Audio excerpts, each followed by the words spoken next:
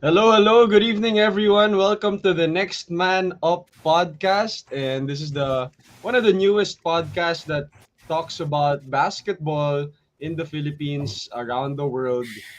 Kahit saan man yan, pag-uusapan natin yan. And syempre, partner ko, dati kong teammate from the UP Fighting Maroons, now a strength and conditioning coach. Mr. Hot Takes, kasi yung mga takes niya hot, minsan cold, pero okay lang. Jello, how are you, brother? Good evening, Diego. Good evening to all our listeners. It's a very chilly and gloomy Monday night. Pero yung mga nangyayari sa basketball dito sa Philippines, medyo mainit-init pa. Mainit-init eh, no? Mainit-init pa. Siyempre, as we all know, the PBA playoffs nag-start na yun. I think we Yep. talked about it last episode. Yeah. We had Aaron Black here on the pod last episode, talked about his Yeah. journey, his confidence, his daily routine. So if you want to check that out, make sure to check it out on all our social media platforms on Instagram, Facebook, Twitter, and YouTube. Check out Globally Ballin. Pero sa Instagram, we have our own Instagram, Next Man Up Globally Ballin. And for today, Jello, we'll talk about the quarterfinals results. And Yep. syempre, yung PBA semifinals natin, best of seven yun. So it's gonna be a lot of basketball gels for all the Filipino fans. And syempre, sino bang guest natin today, Gels, as advertised? Sinong guest natin ngayon, Jelovitz? The one and only head coach of the Blackwater Bossings, Coach Ariel Vanguardia. Very, very interesting and very exciting yung mga pag-uusapan natin about his coaching journey, about his stints with international teams and college teams, and ngayon sa Blackwater. So that's gonna be a good one. Yes, sir. So sa listeners natin, if you guys have questions that you want to ask Coach AV, make sure to comment down below, whether you're on Facebook, YouTube, or Spotify. Clara, what it do? So if you have questions that you want to ask Coach AV, don't hesitate to to ask those questions. And syempre, we'll talk about Gilas in the FIBA window. Jordan Clarkson, Kai Soto, baka sumali. So we'll talk about that if they will be able to play. Dwight Ramos also, I think, now will be returning. Yuri Escueta will be the new Oh, San Beda coach.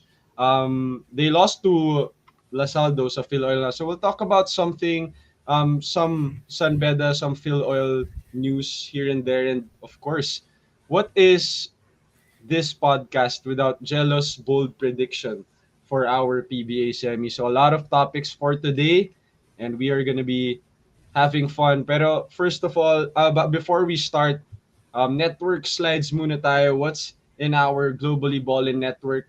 Follow us on social media, of course, Facebook, Instagram, Twitter, YouTube. We also have a website, and we have different shows, not just this one.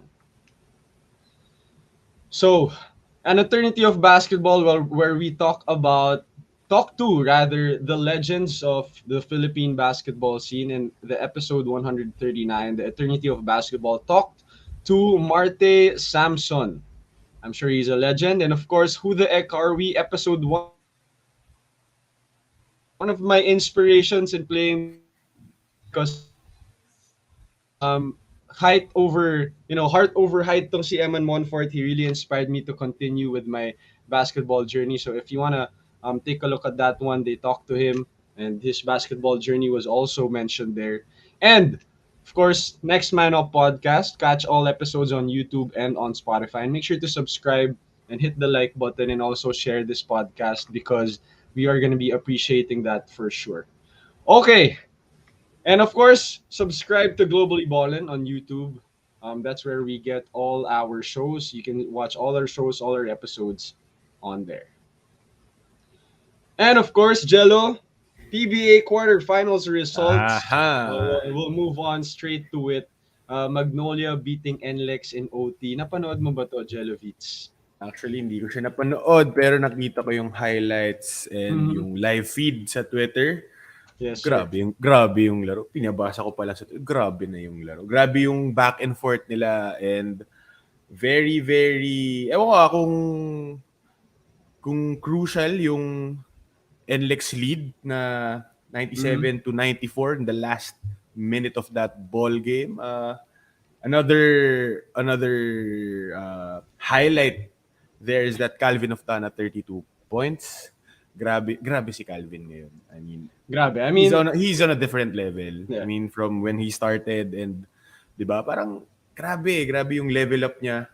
And syempre, Gio Halalon being Gio Halalon and Polly being Polly, the clutch guy that he is, yung clutch corner three niya. Yes, sir. That gave Magnolia that win. Yeah, so let's talk about Calvin of Tana muna and siguro Kevin Alas na rin. Kevin Alas exploded in their second game. That's why NLEX got that one. And then for game 3, si Calvin of Tana naman, Mm, 32 big points. 32 big I kind of points. expected this from Calvin Gels kasi Yeah. in college, he was already tall. He was playing the 4 spot in college. Pero Mm-hmm. you could see that he can put the ball down the floor. He can attack closeouts kasi may shooting siya. So the defense will really close out and he can attack, use his length and athleticism. So perfect PBA guy for me itong si Calvin of Tana. And of course, you talked about the two players of Magnolia that came up clutch big time in their game 3 close out game. Gio Halalon had two crucial steals late in the game, and of course, tama, sinabi mo Paul Lee with a clutch corner team. Pero nakikita natin, Gels, na si Paul Lee medyo nag-giveaway dun Oo. sa mga ibang guards ng Magnolia, talking about Gio Halalon, Mark Baroka, even Adrian Wong from time Adrian to Wong. time nakaka-create na siya. Parang more off-ball si Paul Lee, but he's still Paul Lee, Gels. He Yeah. came from an injury, but ano yung, ikaw, Gels, you came off an injury before and then you played. Ano yung nasa mindset mo nun na how can you still be effective even if you're not really 100%? You know, there are a lot of aspects to the game na sometimes hindi siya nakikita sa stat sheet. Mm-hmm. Like giving up that extra pass, that hockey assist, yung tinatawag nilang hockey assist. Yun yung nakikita kong ginagawa ni Paulie ngayon. He's more of a facilitator rather than a lethal scorer right now. And it's working wonders for Magnolia. I really think that with the way Magnolia is playing, yung kasi nakikita natin sila na they're like a well-oiled machine right now. They started the elimination round. I think they're 1-3 and then dire-diretso na yung panalo nila. It's just because na malaking factor dun is how Paulie is playing right now. Yeah. And si Paulie, no, I think this is a conscious effort coming from him. Hindi bumababa yung laro nitong ni Paulie. I think it's a conscious effort na, you know, my teammates are playing well, I'll give them the ball, give them the opportunity to create. Pero when it's time to get buckets, pag hindi na sila gumagana, I'm sure kayang-kaya i-switch ni Paulie agad yun. And that's why they won that game against NLEX and they will be going up against my TNT in the next round. But let's talk about the other quarterfinals games that we saw, Gels. Another do or die. Yung Meralco and Ginebra, ito Gelo, grabe yung game Iba, nito. iba yung laro na to. Iba yung laro na to kagabi. Literal, down the wire until the last buzzer yung laro eh. I mean, Scotty Thompson, was it a foul or no foul on Cliff Hodge? What do you think, Jegs? Like, akin, sa tingin Medyo ko, debatable ako. Debatable siya. Kumbaga, it really depends on the judgment of the referee, lalo na si yun nga, the referee si Balaw, si Balaw yung, di ba? Peter Balaw called that offensive foul and kita mo naman yung reaction ni LA. He really didn't like the call until sa press, sinabi niya na he decided that game for them, di ba? So, what do you think, Jegs? Is it an offensive foul or not? The ref might have decided the game on that call, but it was the right call for me. Kasi nakita mo Scotty Thompson, he was driving, used this offhand. I feel like if tinawag yung call na yun na hindi fourth quarter, it was second quarter, gano'n na, I don't think tatawag nga ng referee yun eh. Yeah. Parang continue the play, but because of the context na fourth quarter, game on the line. Any shot, game on the line, any shot will be very big. The push and the shove gave an advantage to Scotty Thompson. Scotty Thompson. Because of that push off, nawala yung depensa. And Depensa. I'm not sure if tama to. Ikaw, just inaral mo yung Mm. pagre-referee ng college. Uh, Nagbigay ng advantage yun sa yeah, offensive player na actually. nawala yung defense. Uh, Pero, that's just me. Itanong natin yung mga listeners, tama uh, ba yung call na yun? Should the ref have called it or not? Please comment your insights. Ikaw, Jels, tingin mo. ako kasi, yes, it was the right call. Okay, it was Okay, the right okay. call. Pero, Offensive foul kasi tricky no. Kung ano siya very, yung ano nga, defensive foul, pwedeng oo, no ano siya non-call or it no call. really depends on the judgment ng referee at that angle, which is si Peter Mm. Balo nga. Pero if ako yon, game is on the line, dikit yung laban, pukpukan, let go yun. Ako let go yun. Let go yun, Let let go go. yun. Let go yun. Kahit Hayaan mo sila. nabigyan ng advantage yung offensive player, let go yun. Let go mo yun. Kasi, dulo na eh. I mean, ako lang dulo na eh. It's, dulo, end game na siya. So di kung, ba? let's say other way around, Jess. We're medyo nagsistick tayo sa topic, pero other way around. Yung defensive player, yung fumaul kay Scotty. At that point, na yung, alam mo yung medyo no call or yes call, medyo natapik, di na shoot ni Scotty because of the foul. Itatawag mo ba yun or hindi? Hindi ako let Kung go pa other rin. way around. Ako let go pa rin. Let Okay. go At pa least rin yun. Let go consistent pa ka rin doon. yun. Oh, let go pa rin. Like kasi kung talagang obvious talaga Na-foul talaga. na foul talaga, clear path or talagang hinataw, inabot yung kamay o yung ulo. Yun talaga. You have to call that. Kung hindi pinito yung ganun na ganun ka obvious, ay gulo talaga yan. Gulo talaga. Okay, for sure. Diba? Okay. So, again, guys, if kayo tingin nyo, ganun din ang, kung same ba kayo kay Jello or sa akin, i-comment nyo na lang sa comment section and anywhere you're listening. And of course, yung big shot ni Raymond Almazan, ito quick story time. Diba, I was a practice player for Meralco. Raymond Almazan actually practices that shot. Yung trailer siya, he'll get the ball, he'll shoot the three. Pina-practice niya talaga yan. More than, he works on his mid-range shots, but he works on his threes also. And lagi niya sinasabi sa akin yan.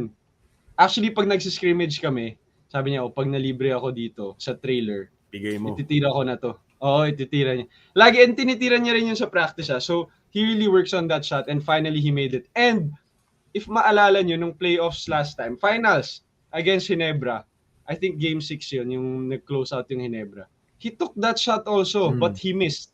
And this time, he made the shot. So I'm really happy for Kuya Raymond. They finally get one series over Ginebra. We can finally call this series a rivalry because I can't call it a rivalry before kasi hindi pa nananalo yung Meralco. And Coach Norman would be the first to agree na I wouldn't call it a rivalry kasi hindi pa sila nananalo. And finally, nanalo na sila. Pero ako, I would not call it a rivalry pa rin. Alam mo bakit?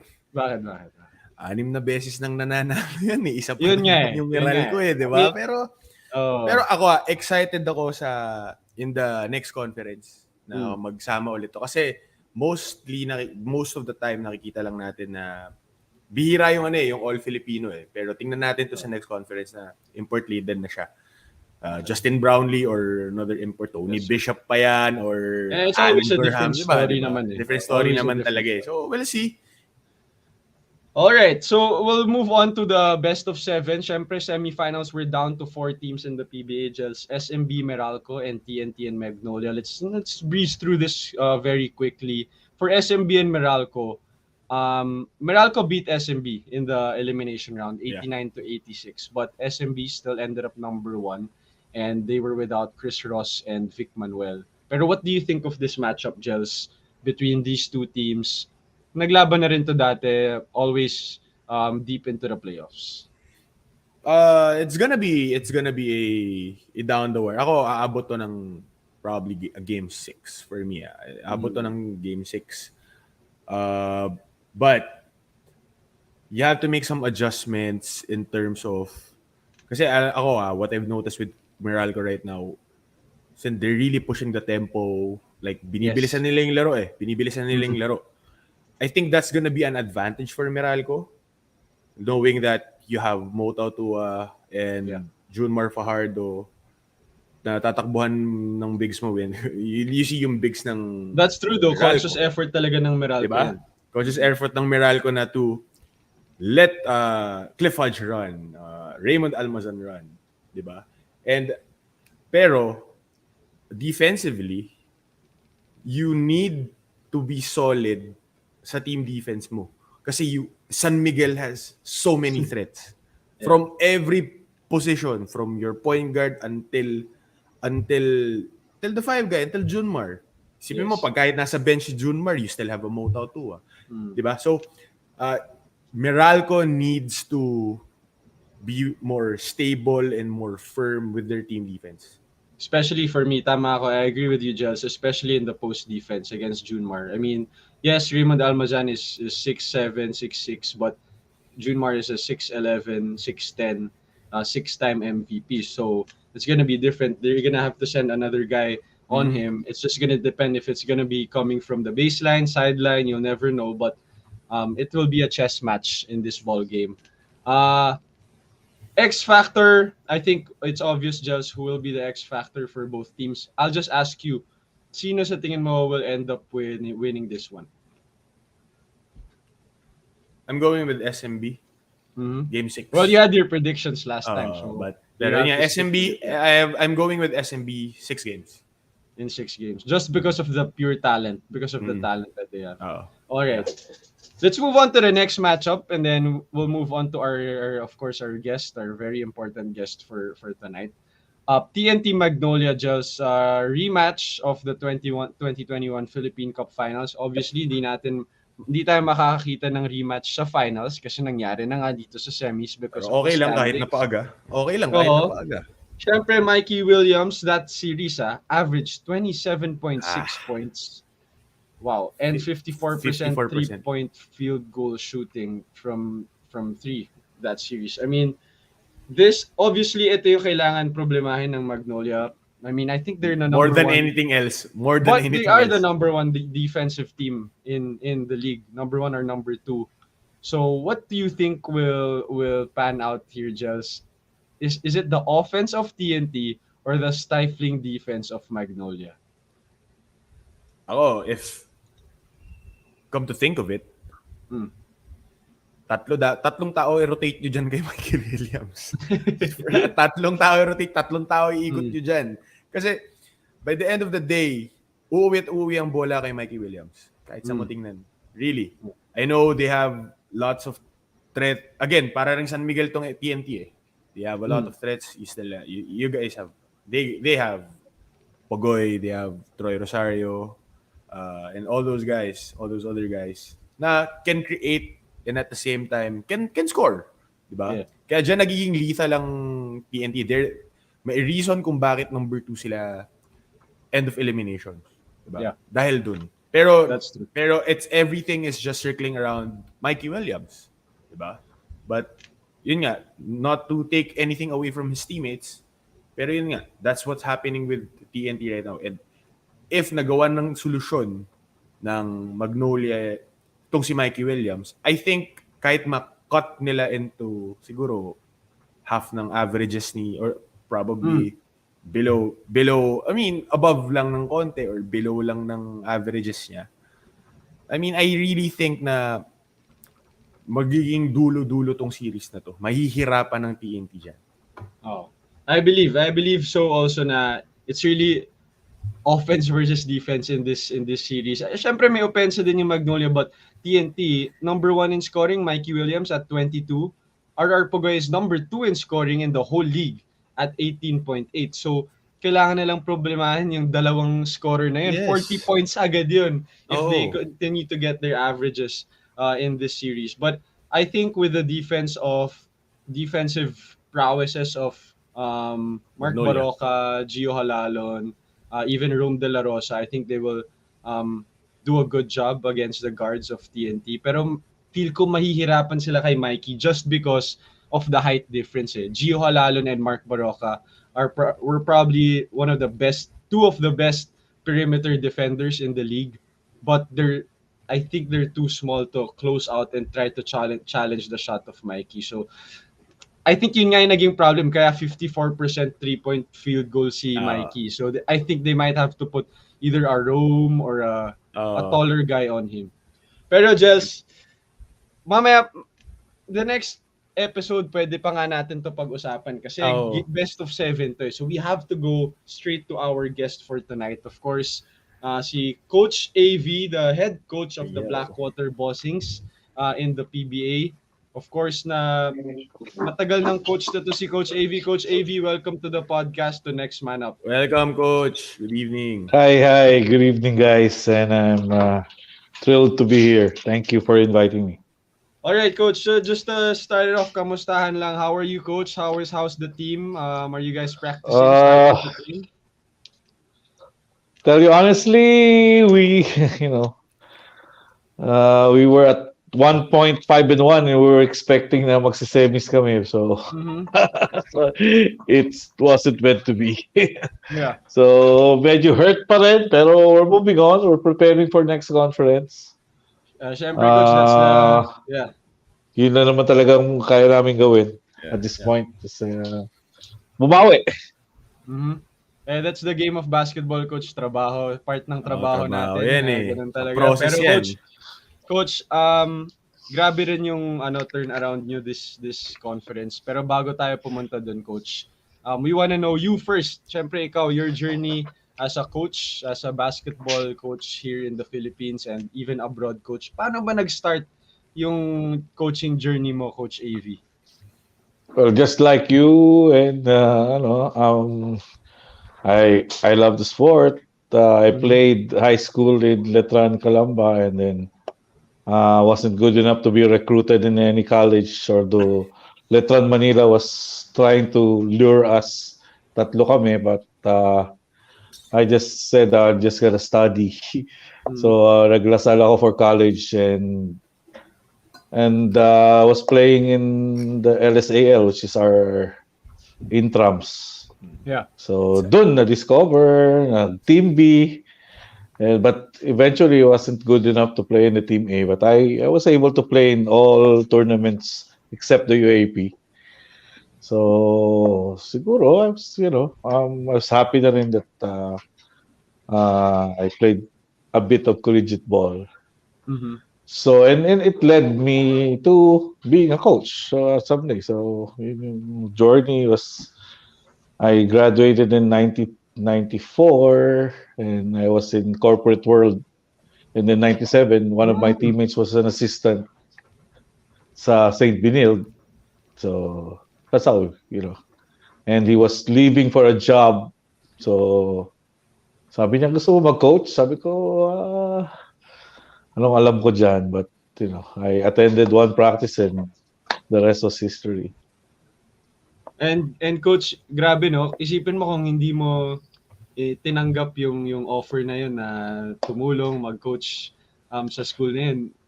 Ano sa tingin mo yung mo coach ngayon? Like your career trajectory ngayon? Baka naka-necktie pa si Coach ngayon. I would have been kasi yung mga batchmate ko, I was working for Wyatt, I was working for Promil. So yung mga ka-batchmate ko mga bossing na ngayon eh. So I would have been siguro sa top management na siguro or at least siguro naman na promote in 20 years or almost 30 years of service, or I would have been near tawag dito, magre-retire na, early retirement. Almost retiring na. Or you'll never know. Kaya it was the brother of Arnie Toadles and Calvin Toadles. His name was Eric Toadles. He was my teammate sa Team B. We never got into Team A. He was an assistant coach of the late Bongo sa St. Benilde. And he had an offer to work as which he's still working sa casino in Davao or Cebu, I think. They're from Cebu. So sabi niya, we just saw each other in a graduation ceremony. Sabi niya, pare, gusto mo. I fell in love with coaching because the late Bongo was really a very good mentor, a very good coach. And I was surprised if, honestly, I would have been siguro a better player if I would have would have coached first because my understanding of basketball was wide. So Yeah.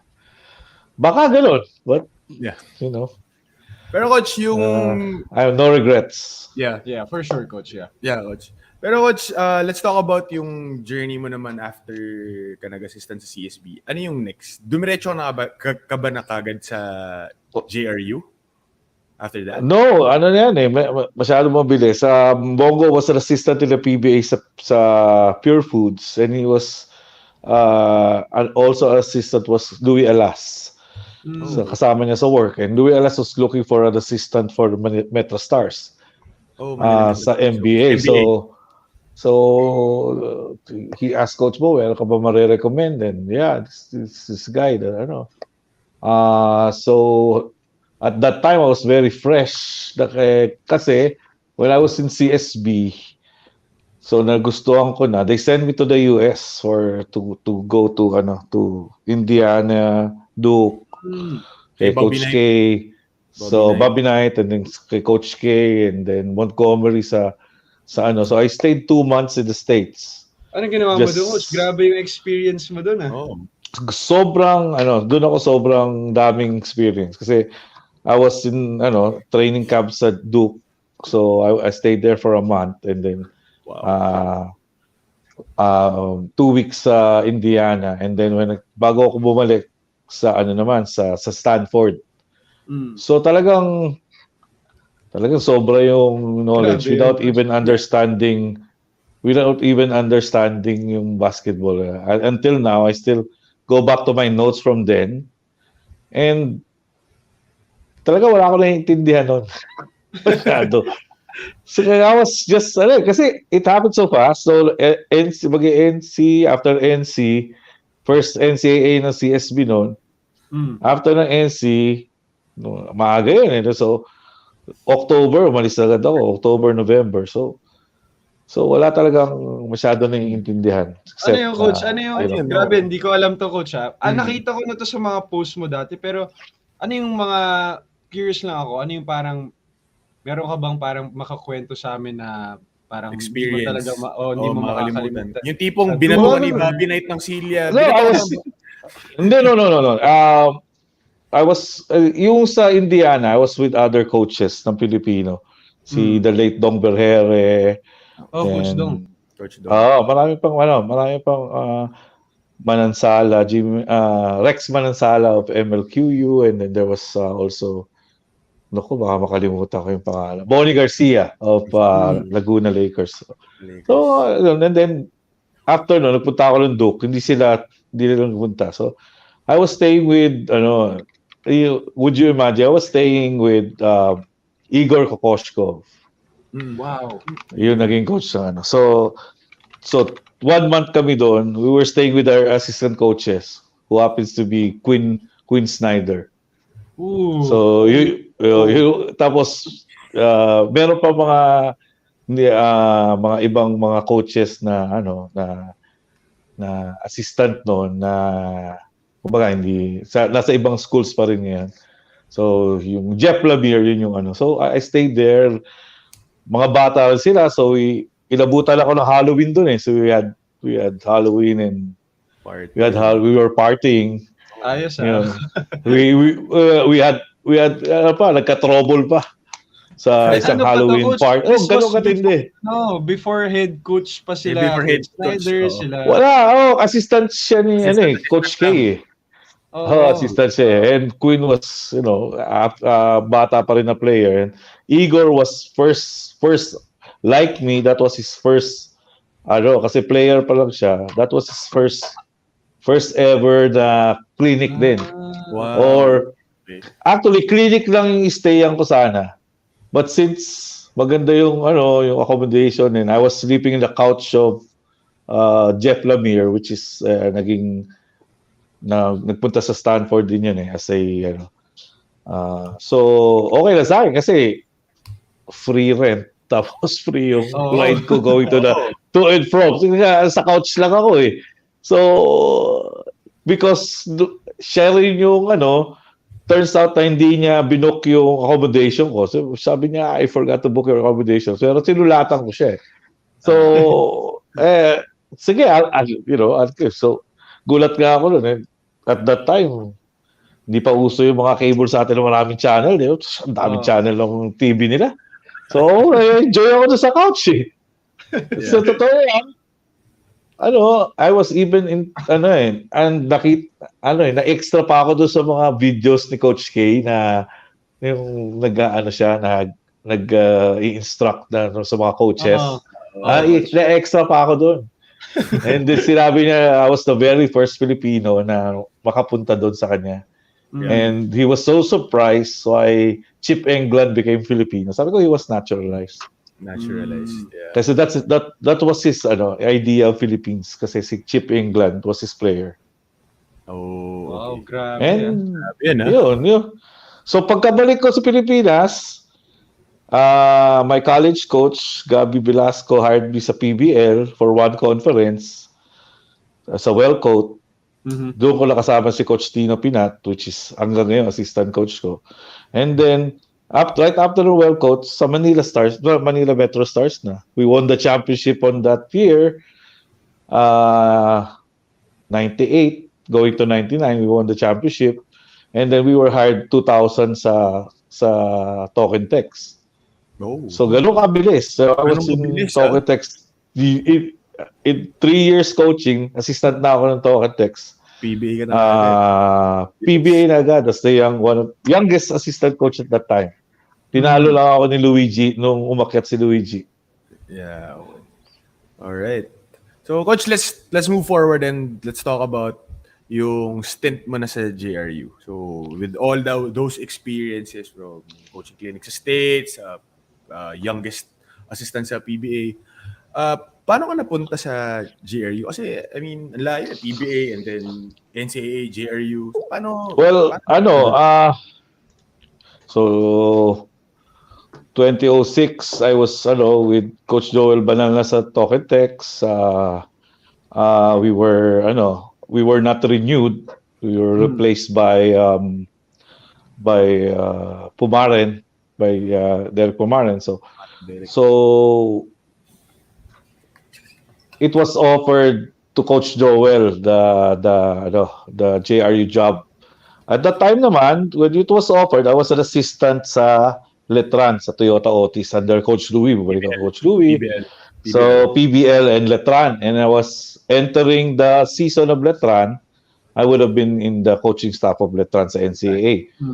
So, but it opened up, offer kay Coach Joel, but Coach Joel declined and suggested ako yung inano niya, and I had an interview and I was hired 2 weeks before the opening, so I had to give up the Letran. And 2006 I was head coach until 2010 in JRU.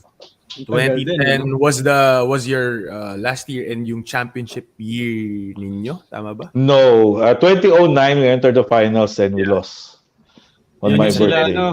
Sila ba yun, Coach? Marvin Hayes, James Sena, Dan Wilson, Mark Agoko. So yun, yung 2006, okay naman yung performance namin. We didn't enter the Final Four, pero nag-Champions League kami as third place as a wild card. And then the next year, the Final Four na kami. The third year, we were in the finals. The fourth year, we lost to San Sebastian, the eventual champion in the semis. And then, hindi na ako nirenew ng JRU. I was replaced by Beermen. And then, Coach, yung naman, ito medyo sikat na stint mo to as coach ABL. is the Westports Malaysia Dragons in the ABL. This was the time you coached Matthew Wright and Jason Brickman, Coach. Can you talk to us more about that experience? Yeah, so right after JRU, I was at Renew 2010. I was I was offered as an assistant sa Dragons. So at first I didn't want to leave the Philippines kasi doon na be-base. But eventually, of course, kumain na ako, and then I was elevated as head coach the following year. So I spent 6 years doon until 2016. 4 seasons in 6 years. Oh, 5 seasons, 6 years. One as an assistant, four as a head coach. So we made the semifinals twice on my first and second year. The finals on my third year. We were number one seed. We lost to the finals, and then we were second seed in my fourth season there. We won the championship. So that was with Macho Wright and Jason Brickman. But previously, I had Boto Tua. Okay. We were in the finals. Boto Tua and Justin Melton and Sanbeda, Julius Armand. In the Okay. previous, Oh, okay, okay. Si so Armand. Si Armand. my first year there, I had Dick Velasco, Pacana, and Cabajo. Grabe So rin it's yung the mga ano second. 'no, mga players na nahawakan mo Then, coach dun 'no? oh, and then Rashawn played for me the second year called just Rashawn Mm. McCarty. It was Mo played 2 years there. So it was a very fun experience kasi home and away. I get to recruit players. I get to travel to recruit players. I traveled to New York to get Rashawn Brickman, Macho Wright, and then Mhm. sa San Francisco si Mo Tua. And then meron pa sa si Avery Scherer sa Seattle. So Mhm. it Wow. was really talagang magandang experience and but you know after winning the championship we have the offer with Phoenix. Yun, di ba? So, kinuha ko ng Phoenix for 3 years. Although I lasted only 2 years. So, Mhm. but And then after they, nun coach, after Phoenix coach, you were already with Blackwater, Blackwater. tama ba? no, when I was in Malaysia, um, kasi I had a good relationship with Coach Leo Isaac. So every time, kasi Okay. ABL naman is not the whole year. Whole Every year. time I Yes. go home, I'm an assistant with with Oh, Blackwater. Blackwater. Kaya nung na-hire ako sa Phoenix, I had to get permission from Blackwater, then from Bros Rizeldo, na, I have an head coaching offer, ganyan-ganyan. Kaya madalas din mag-Malaysia sila Boss Deo nun eh. Kasi Mhm. sila yung pinai-invite ko for the tournaments, ganyan-ganyan. Kasi assistant Okay. din nila ako. So I maintain a good relationship with the bosses. Right, right. And and nung nawalan ako ng trabaho with Phoenix and I had to sit out for a year kasi I cannot coach because they were still paying my salary. It was Mhm. Boss Deo who picked me up for iEcho, and then eventually be an alternate governor, a consultant, and actually ayaw niya akong mag-head coach sa Blackwater kasi baka daw Oo nga. sasantahin niya Kuwento ako mo eh. nga yan coach, kamusta nga Oo yun? nga. Kasi nung nandun ako coach sa Blackwater, ano ka nga, alternate governor ka nga nun eh. So medyo hindi ka pa hands-on with the basketball side, with kung anong ginagawa namin nun. Pero kamusta yun, yung transition na yun? Actually ayaw niya akong i-hire na kasi baka daw matalo, Sa'yo. sisibakin niya ako. Oh, sister. And until the first offer was kasi Coach Aris was still coaching the team and Yeah. he wanted me to come in like middle. Sabi ko, I won't do that to Coach Aris kasi I'm very Mm. close with Coach Aris kasi when I was coaching sa JRU, I was doing clinics with kids. Yung dalawang anak niya was my student. So, Mm. hindi sabi ko, ewan ko lang. Sabi ko, after the conference, but after conference, they chose Coach Nash. So, okay Oh, lang. yes. So, sabi ko, sabi ko, sabi niya, huwag ka lang mag-coach kasi baka matalo. Ano ko pa. And then Mm. when the time came na they were looking for a place to replace Coach Nash, so I was also, you know, hesitant at first. So, Mhm. pero we had a good talk and sabi ko if ever if ever we're gonna, I wanna form a winning team. And maganda naman yung naging usapan namin. And Mhm. until now, I am thanking them for the trust and confidence. Then, because honestly, last year I had COVID the same time when Mhm. they were just one. I wasn't even part anymore of the team when Nash was there. I wasn't able. Hindi na ako alternate governor or Okay. because it was just one phone call away. I was in the hospital with COVID, with severe pneumonia, and they helped me. Mhm. That's how they value loyalty, family, Yes. and. But yeah, exactly last year, August, I was in an Olympics, nandun ako sa hospital. I was talagang struggling with COVID, and Wow. so for me, they saved my life. So one Grabe, no? phone call away, so they were really family. So yun yung ano ko eh. That's why I want to really, kumbaga, suklian yung kabaitan nila sa akin na bigyan sila ng magandang team, ng magandang laban. And so far, so far we're in the right direction. Yeah, you are, coach. Yes. Yeah, sobra. But pa rin, masakit pa rin talaga mataran. I we were really playing very good basketball. Oo naman. Honestly, I really thought that we lost. We could have won that Ginebra game, and we could Mhm. have won that San Miguel game. We could have been 7-0 at that point. Mhm. But talagang we were hit with injuries, and Yes. talaga lang at at saka inasikaso na rin kami ng ibang team eh. At noong umpisa talaga, I think they weren't paying attention to us eh. Kasi, Oh, coach. kaya din sa win. It's this the win, ganyan. So, we were surprising teams talaga Mm. with what we were trying to do. And then suddenly, we can't surprise them anymore. They kind of figure us Ano out. na, no? Nag-scout na They kind talaga of figure us double. out. Yeah. Seryoso na kayo. They were denying Casio all the way, Yeah. which really and Yeah. the big blow really was the injury of Taha, Taha. which is our point center. At one point, we were averaging 27 assists, number one Yes. sa PBA, Wow. and we had a game where we had 32 assists.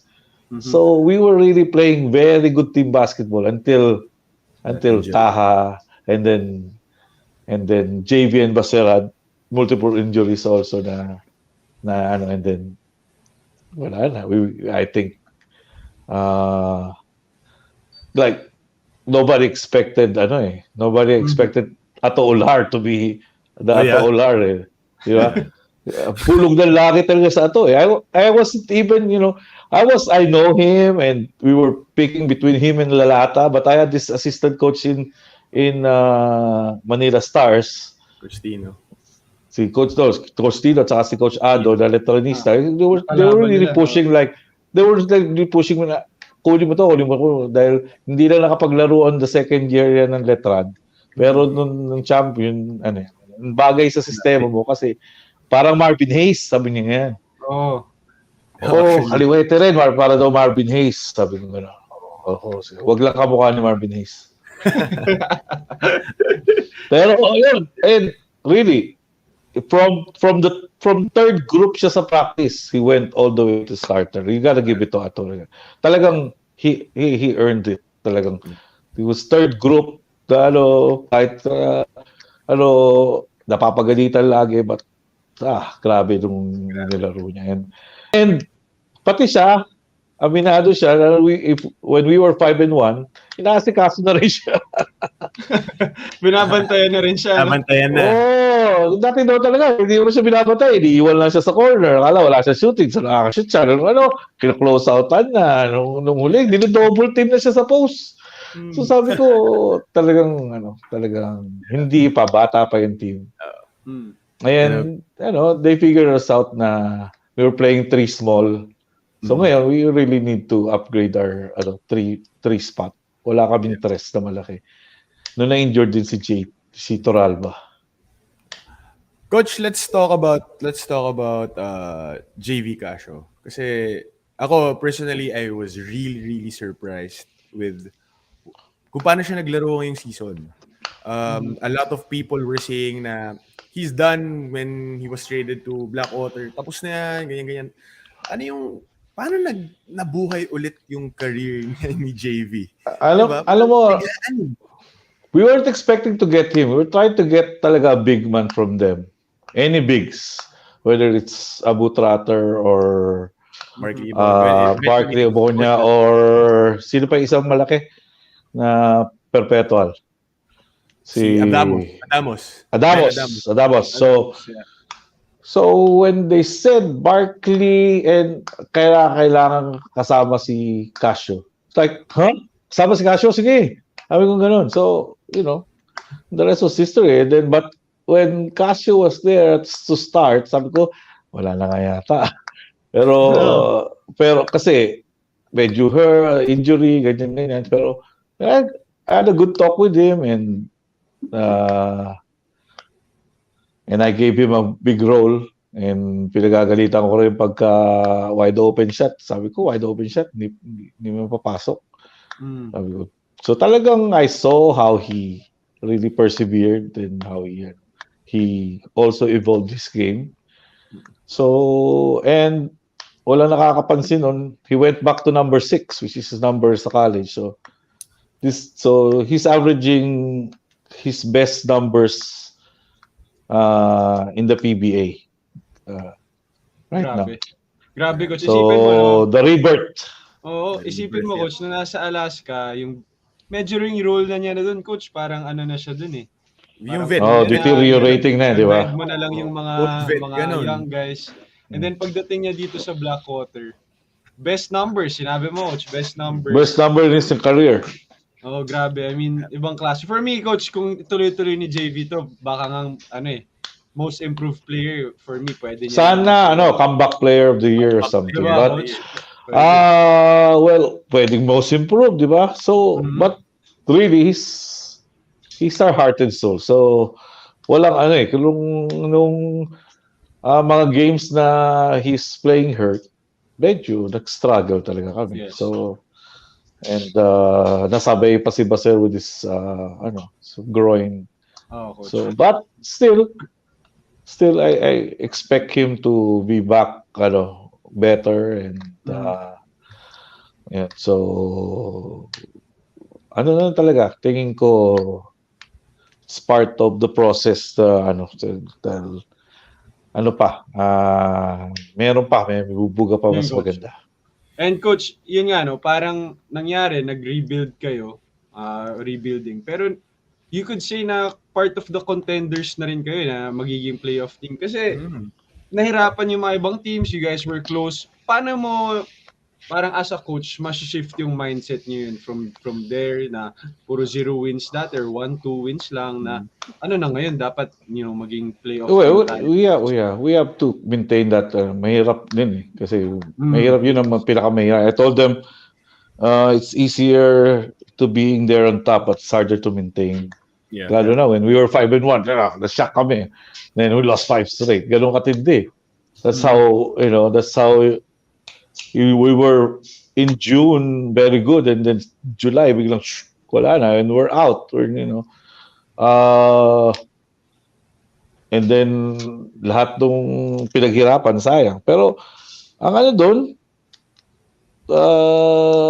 I know na kaya pang bumalik. And hopefully this second conference will start again early. We have lined up this Dubai tournament to and we will make some changes. As I mentioned, I'm looking for a 3 that can really help us, especially on the defensive side. Kasi they figured us, our 3 small, they figured us out. We were too small with 3 guards. With ang pagtapos namin is Basel, Casio, and McCarthy, which is very small. So we cannot get away with that anymore. Against Tana or a Troliano or a what's this? Yun yung nalipat sa NLEX? Jericho Cruz. Jericho Jericho Cruz. Cruz, yeah. Or a Junicio. Yeah. Rom de la Rosa, di ba? Or a Pasaol. Pasaol and Quinto.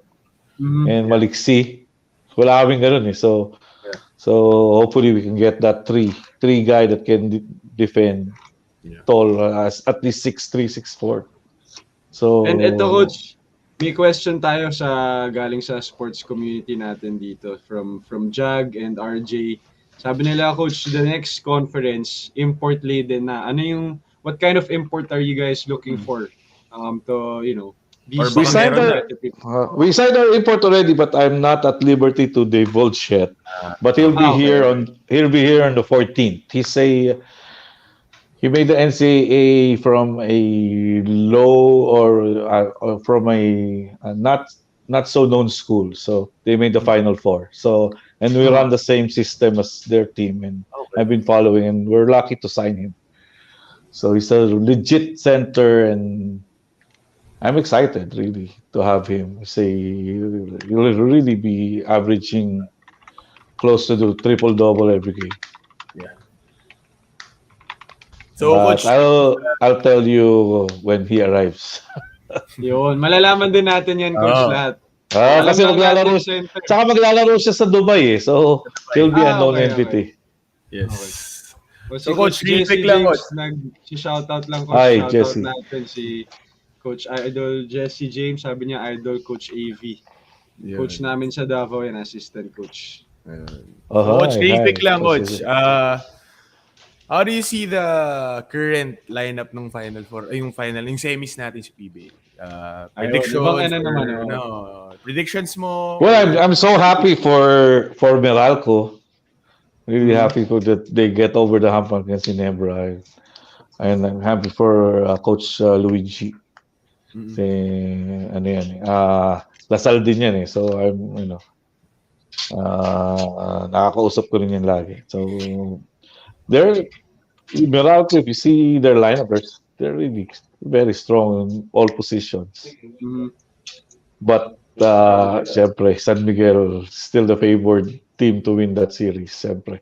Because San Miguel is completed when when Chris Ross came back, it's a totally different team. So kasi Chris Ross really is something else. So talagang when we played them, talagang grabe. He played 5 minutes and he had 7 assists already. So sabi ko, Grabe. patay. Patay talaga. Pag sudahin mo, tauhin mo, wala. Talagang dubolin mo, talagang wala. Ano ata siya ng So, coach? 0 points si Chris Ross pero 12 pero assists ata siya. 12 assists. 12 assists. In the Grabe. first 5 minutes, he had 7 assists. wow. So, garbage na yung 5 eh. Kasi we weren't in the game talaga eh. Unfortunately, Rosser got hurt that game din with his side. But he's okay now. So, ayun. Pareho pala kayo And ni Gelo, coach. San Miguel din siya sa finals eh. Yun yung San prediction. I think San Miguel, will be hard to beat. But if there's one team that can beat them, it's Meralco because they have Almasan, Yeah. which can match up with Junmar at least. But pagdating ng mga Tautua, Muscleman, Brondrial, doon na mahihirapan yung Meralco. Pero it's still gonna go 6-7 games. Yeah. 6-7 games. Just the depth of San Miguel is too much. But I was speaking to Tautua last night, and kung may takot sila team, doon sila takot din. They beat them in the eliminations. So coach. could go, it might be Meralco's destiny. You never know. Ano coach? Yung other series, Yung isang TNT series, Magnolia. Di thoughts. If Paul is healthy, Yeah. it will depend on Paul Lee talaga. If Paul Lee plays like last night's Paul Lee, kaya nila talunin even with Mikey Williams there. I just think that with all the distractions then, with talk and text and with Coach Jot and with all off-court be Senate inquiry pa or something. That's Nakita ko nga yun, coach. that's Oh. just Grabe. pero I'm also a coach and I feel for him also that he's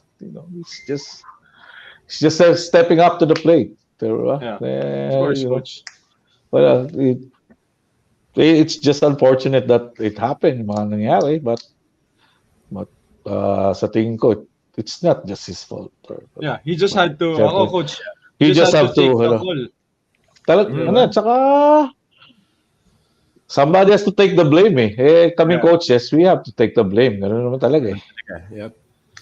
Ganun naman talaga we coaches loses games, players wins them. So talagang, but he's we being criticized for the dribble drive. He's not even running the dribble drive. So Hindi na, coach. so ang dami kasing So I'm sure magagalit din sila sa akin for speaking my mind, but we have so many basketball experts, and I'm even not an expert. I've not been in the World Cup, so he's been there. So he's been there. So he's the only Filipino who's been to the World Cup or with Coach Diego, but he was the one who. So you gotta give it to him also. If he fails, then that's his. Ganun naman coach So, but diba? So ganun lang talaga wala kami rin pag natatalo daming, di ba? Daming magaling sa basketball sa atin So pero what you don't see is the preparation that all coaches has. I'm sure Coach Jot's preparing every hard. He's probably preparing the hardest he's ever prepared in his entire coaching career, which is 30, 40 years. Yeah. So how can you question that? And kahit si Coach Spo ilagay mo ngayon at this point in time, ilagay mo si Coach Spo. I don't think it will be a different. It will make a giant difference unless we get Clarkson and Kai Soto to play. Lot of players, and we get 3 months to prepare. So the World Cup, when we perform, we got 3 months to prepare. When Tab Baldwin was the coach, he had months to prepare for and that's why they were in, di ba? Nakabubble sila. They played well against Serbia. Because it's all about, we have to look at ourselves. Bata pa lang ako, nag-coach si Jaworski, 2 months to prepare against China. Di ba? Bata pa ako nun That's the superstars. And I got hurt. We lost by 60 points to China. Second place. Pero 2 weeks to prepare. Bata pa ako dun Now that's those in 1990, 80, so 90. And then the same thing happens, so talagang preparation hindi na tayo makakaloko So, di ba? Hindi na, it's really about preparation. Whoever, talagang kailangan, we have at least 3 months to prepare. Yes. That's why, nanalo rin kami ng ilang games kasi, naunahan namin mag-prepare yung ibang team. Tama. Hindi pa sila kondisyon na kami. Doon na kondisyon na sila, talo na kami kasi we had an inferior lineup. So, that's why we saw na ito yung mga lineup na gusto natin. And then with the import, baka may laban ulit kami. But we'll never know kung talagang kondisyon na lahat yung San Miguel, the Ginebras, and you compare the lineup, you can start their third string with our starter, di ba? Like their second group or their third group will start in my team. Yeah, I agree, Coach. Robbie Herndon will start with my team. Yeah. Diba? I agree, Coach. Sobrang agree ako sa mga points na sinabi, especially kay Coach Chot with the Gilas program. And of course, Coach, I'm not even close to Coach Chot. Yeah. Suplado pa nga yan Sa totoo lang, we're just speaking my. Diba? We're not even close friends, and ayun yung perception ko sa kanya, suplado diba? Pero give a guy a break. He's Filipino. Di ba? He's Filipino. So, yeah, but, I'll get, for sure I'll get bashed for saying that because he's not popular. He's not the popular choice. But, Ano, you know, coach, people will That's say now, what they want to they say. want Pero coach, sobrang thank you for your time. We had a sobra. great conversation with Grabe, you. coach. Ang dami naming makukuhang tidbits dito, no? Mga kwento, Coach. mga ano, coach. Sobrang salamat and salamat, congratulations sa success, no early success nga ng Blackwater and good luck again sa next conference, coach. Salamat. Thank you thank for your you. time. Thank you for Thank you having all. me. I really had a grand time. And watch out pag nag-coach na yan si Diego. Ayan. Yan ang Watch out, guys, abangan nyo. mga He'll be the followers. one. He'll be the one of the best coach that we can produce pag coach niyan in 15 or 20 years. And I'd like to shout Yun. out yung mga pamangkin ko na nanonood. To Oo nga, Katrina, to na-shout Julius, dito namin to sa yes. sa mga and Pasalubong daw from pasalubong Dubai. sa Dubai. So, yeah. Hello sa inyong lahat. To my daughter also, Aliana, hello. So, I'll be home soon. Pero Wala, may chance ba? Ano yun? Sa masign nyo inyo si si Diego, malay mo, you'll never know. You never Malapit lang. know. Diego is always on our list. Sa totoo lang, Yun. walang pinakitang masama si Jello, si Diego Diego. sa Blackwater. He's always on our list. He's always It's just that now we're loaded with point guards. And that's the reality of basketball, coach, Yep. di ba? Timing, timing. Talaga. Oh, timing lang yan. Weather lang yan. Hindi mo lang. Malay mo, mag-MVP si Jello ng PSL. Oo Oh, nga. Di he'll get called up for sure. Oo. Ganun lang ang buhay eh. Ganun lang ang buhay. Ano lang tayo?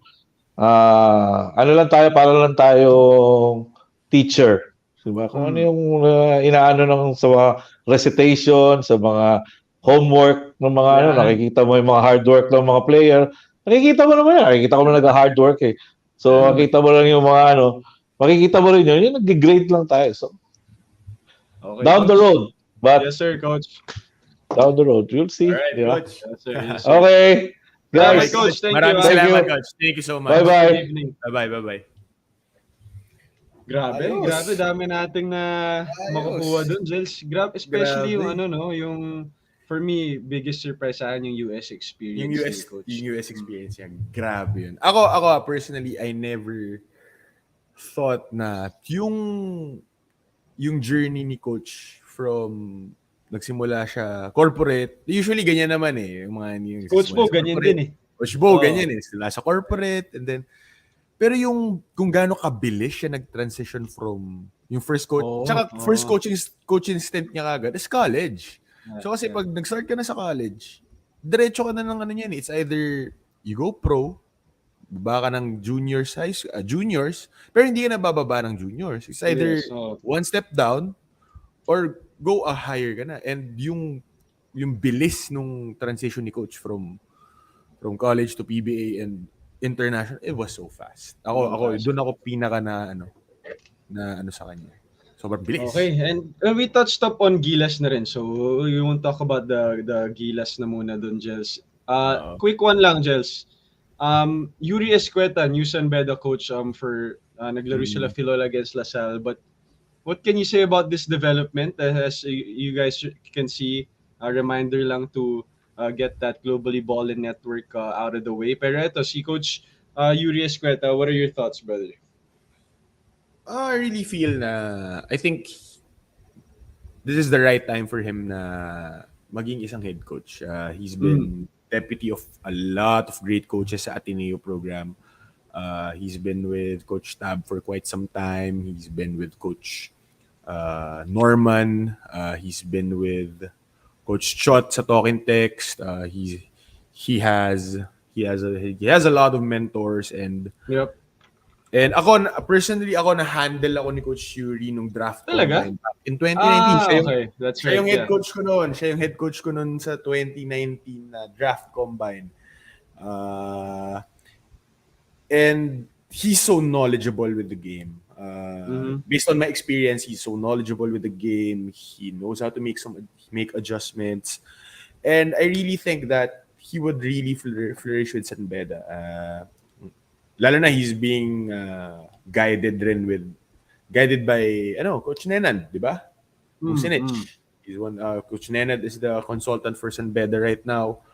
And I'm really excited for Coach Yuri. Let's see And kung he ano yung coached, ano gagawa din niya. eh, nag-assistant coach din siya under Coach Tab. I'm sure he learned a lot from A that lot, championship. yes. Won a lot Yes. of championships with Ateneo. Ateneo. And I was able to talk to him just. We were supposed to have a tune-up game, Davao, going up against San Beda nung Mhm. Wednesday.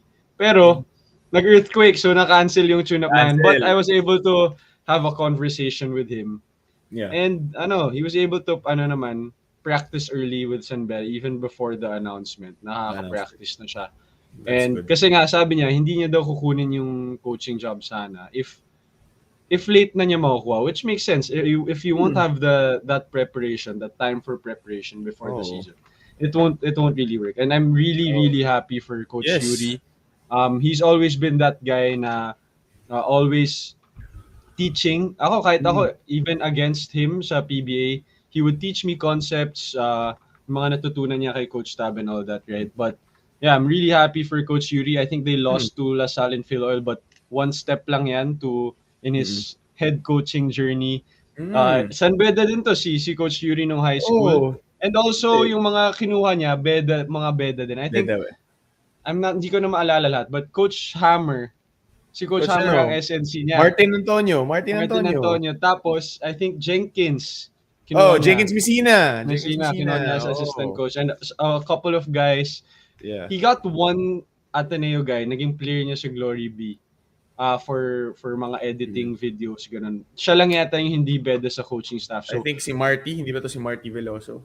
I'm not sure. I'm Yeah. not sure. Oh, But, anyway, pero ako for those who don't know, nasa lineage din to ng Racela coaching. Pinsan nila yung yun. Racela brother. So, again, yung knowledge and yung expertise nito ni Coach Yuri is for sure up there. Being mentored by those two great coaches, the Racela brothers, and syempre yung experiences and stints niya with Ateneo and the PBA. Sky's the limit for Coach Yuri. Yeah.